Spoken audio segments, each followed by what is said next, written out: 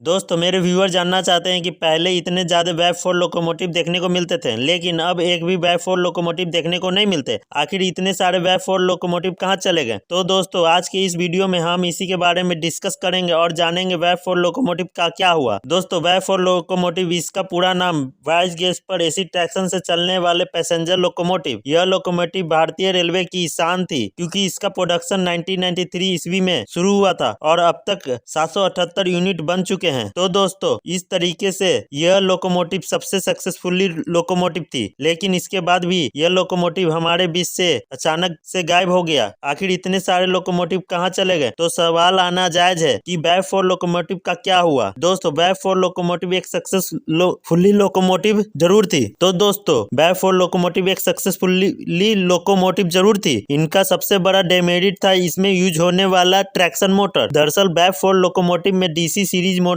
का यूज किया जाता था, जो कि सिंगल फेज मोटर थे, क्योंकि डीसी में 3 फेज नहीं होता है। दोस्तों इसका सबसे बड़ा खासियत है इसका क्विक एसिलेशन। ये हैवी लोड को बड़ी तेजी के साथ खींच सकता था, लेकिन यहाँ पर एसिलेशन क्विक था, तो इनका कंट्रोल कर पाना या कंट्रोल करने में बहुत बड़ी समस्या आती थी, क्योंकि इनका कंट्रोल सिस्टम था पुराने जमाने का थायरेस्टर बेस्ड था। दोस्तों यहाँ पर होता क्या है, जितना भी मॉडर्न लोकोमोटिव है इसमें आईजीबीटी या फिर मॉसफेट कंट्रोल सिस्टम का यूज किया जाता है। क्विक एसिलेशन या डिलिक्रेशन होता है। इस तरीके से यह कंट्रोल सिस्टम एडवांस होना चाहिए ताकि लोकोमोटिव अच्छे से कंट्रोल किया जा सके। लेकिन वेब फोर लोकोमोटिव को अच्छे से कंट्रोल किया जा सके, लेकिन web four locomotive DC series motor का यूज किया जाता था, और इस डीसी सीरीज मोटर को कंट्रोल करने के लिए आईजीबीटी या फिर मॉसफेट जितने भी कंट्रोल सेक्शन या कंट्रोल यूनिट थे उसमें अच्छे से काम नहीं करते थे। इसमें सिर्फ थायरेस्टर बेस्ड ही कंट्रोल सिस्टम काम करता था, और ये थायरेस्टर बेस्ड कंट्रोल सिस्टम जो होते थे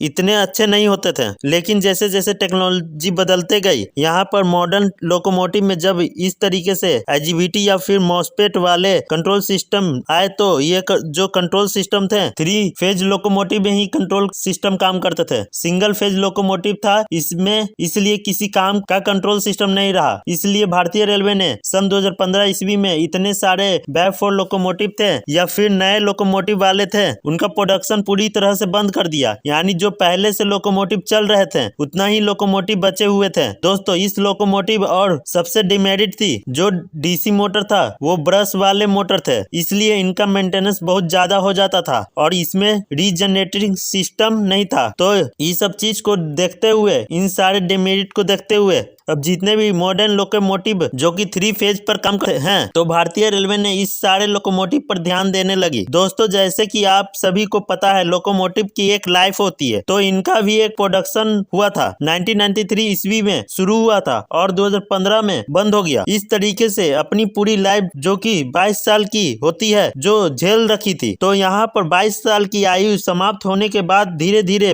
कर भारतीय रेलवे इन सारे लोकोमोटिव को हटाते जा रही है, क्योंकि इसमें दोबारा 3 फेज लोकोमोटिव को इंस्टॉल करने में सारे सिस्टम को बदलना पड़ेगा और दोबारा से इनका प्रोडक्शन हो नहीं रहा है। जैसे जैसे इन लोकोमोटिव आयु समाप्त हो जा रही है, ये हमारे बीच से धीरे धीरे कर गायब होते जा रहे हैं। और दोस्तों कुछ दिन बाद और आएगा एक भी वेब फोर लोकोमोटिव देखने को नहीं मिलेंगे। तो दोस्तों यह वो रीजन है जिसके कारण से इतने सारे यूनिट होने के बाद भी वेब फोर लोकोमोटिव हमारे बीच से नहीं दिख रहे हैं। तो उम्मीद करते हैं आपको इस वीडियो को देखने से समझ में आ गया होगा वेब फोर लोकोमोटिव क्यों हमारे बीच से गायब हो रहे हैं। वीडियो अच्छा लगा हो तो चैनल को सब्सक्राइब करिएगा।